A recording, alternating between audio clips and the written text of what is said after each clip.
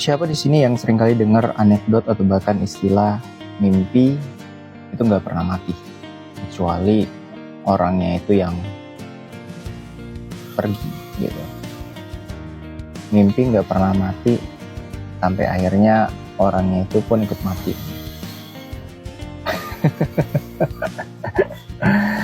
Well, apapun mimpi kalian hari ini, mimpi kalian, ambisi kalian hari ini, saya ingat kata-kata dari Pandji Pragiwaksono ya dalam beberapa stand up yang dia bawain di beberapa tempat gitu.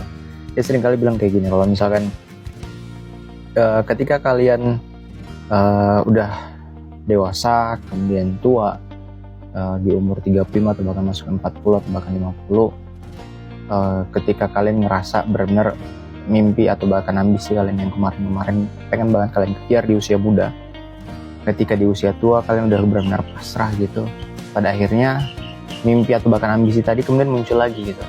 Nah, dalam perjalanannya Pandji itu bilang kayak gini, kalau mimpi atau bahkan ambisi itu sebenarnya nggak mati gitu, dia itu hanya tertidur. Nah, di satu waktu ketika ada trigger yang ngebuat mimpi itu atau bahkan ambisi itu balik lagi, artinya ya dia nggak pernah mati gitu. Well, usia kalian masih berapa? Ini menjadi sangat erat kaitannya ya, sangat erat kaitannya karena memang ketika usia kalian itu masih sangat-sangat muda, masih sangat-sangat benar-benar produktif di usia 18 atau bahkan masuk ke 20 tahun, kemudian masuk lagi di 23, 24 sampai 25 atau bahkan sampai usia ke 30.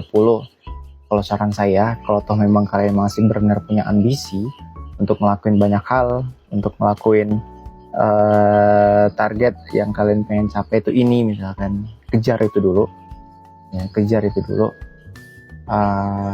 Terkecuali kalau misalkan toh kalian kepengen langsung merit ya. Ya whatever, terserah apapun itu yang udah kalian rencanakan atau bahkan yang udah kalian plankan. Kalau saya pada akhirnya juga ketika kalian benar-benar hidup dengan mimpi atau bahkan ambisi kalian, kalau toh memang ambisi itu nggak benar-benar bisa tercapai, minimal yang kalian bisa berikan pelajaran terhadap anak atau bahkan cucu kalian, ya sikap untuk tidak pantang menyerah itu tadi gitu, sikap untuk mau untuk terus kejar apa yang udah kalian rencanain atau bahkan apa yang udah kalian pengenin gitu. Cuman ya itu tadi, banyak hal ya, seperti halnya yang kepengen kalian capai gitu, apapun lah, entah itu dari sisi materi, entah itu dari sisi pendidikannya kalian, atau bahkan dari sisi apapun yang kalian pengenin selama itu emang benar positif ya. Well, kalau saya saranin buat kejar aja dulu itu sebelum akhirnya benar kalian fokus dengan orang lain gitu.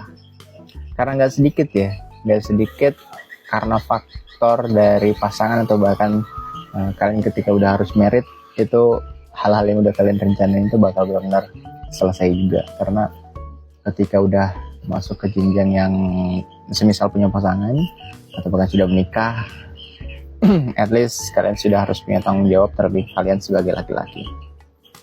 Well, mimpi kalian apa?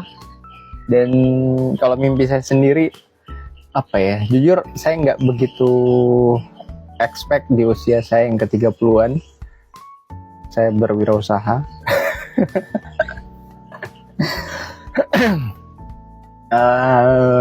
Kenapa kemudian dari awalnya pekerja profesional kemudian masuk ke sektor wirausaha?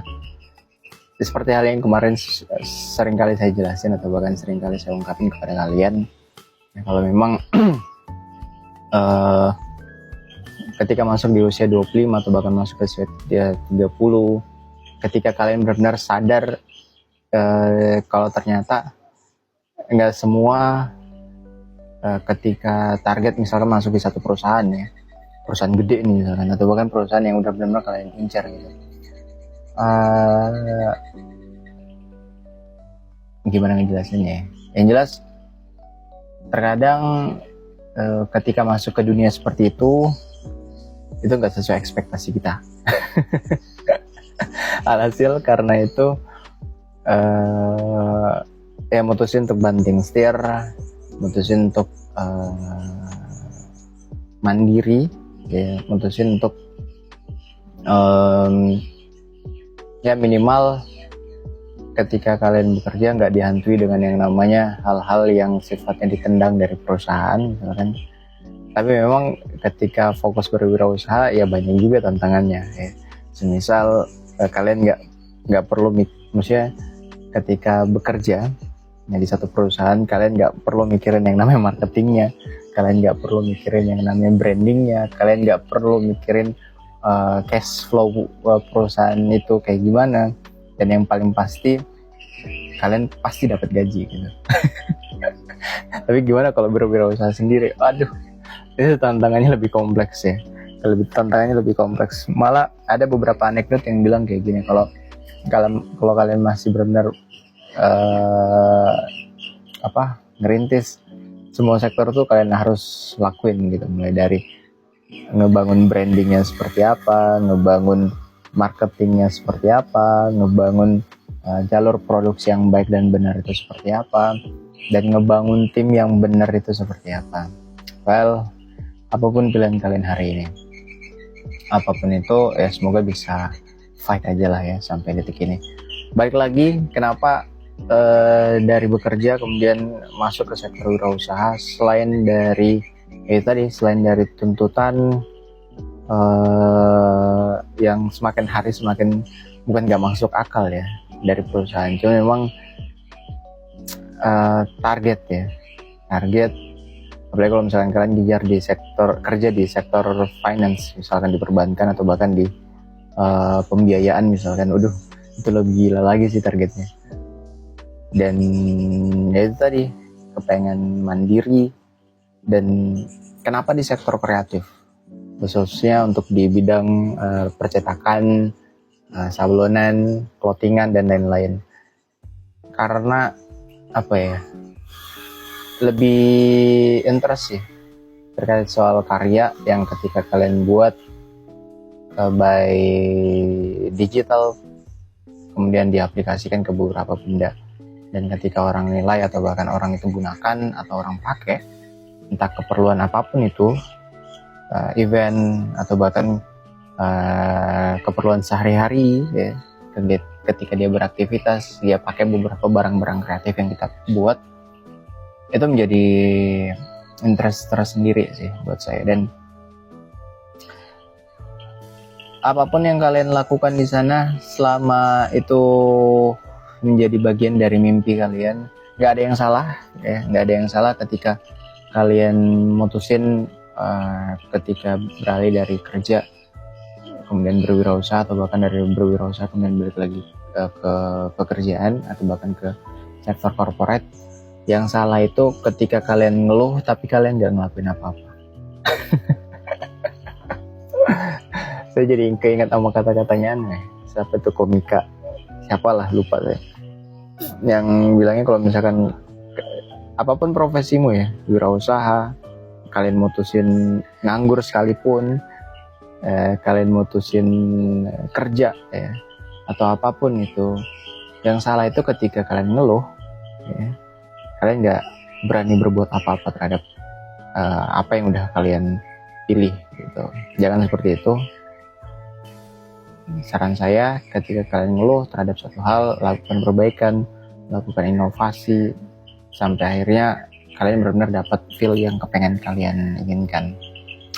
Well, 10 menit bagi ilmu, ini sekitar hampir 40 detik lagi lah ya.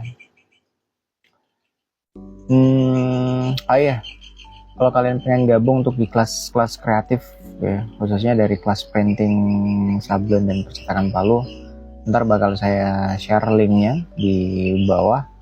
Dan ketika kalian pengen gabung aja dulu, kita kayak ngebuat grup gitulah ya. Kemudian kalau memang kita bisa saling ketemu, saling sapa ya, kenapa enggak gitu. Sekaligus kita kepengen bangun relasi yang lebih luas. Dan kalau kalian pengen, gabung aja langsung.